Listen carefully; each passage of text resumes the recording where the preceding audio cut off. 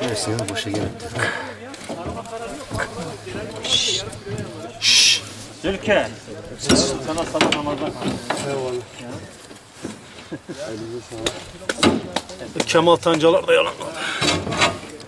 Oo burada dolu ya. Şef. Burada dolu valla. Tamam o diğerine girelim o zaman. Valla bir kişi buraya bir kişi oraya. Bitiremedi yani. Geliyordum arada değil mi? Gelsin arkadaşlar. Yok abi. Beton tanki. Evet abi. Beton tanki. Kat maddesi taşıyorlarmış. Beton. Bu ikinci kapak. Bir kişi var. İki bölme var abi orada. Burada mı? İki bölme var iki.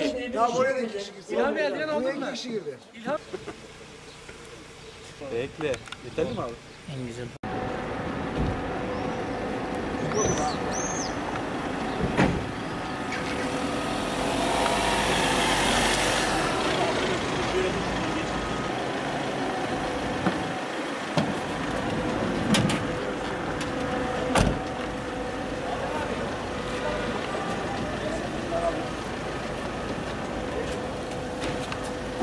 Kolay gelsin.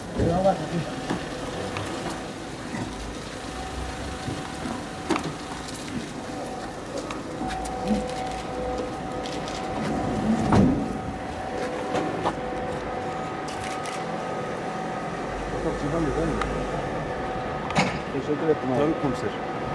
Eyvallah abi.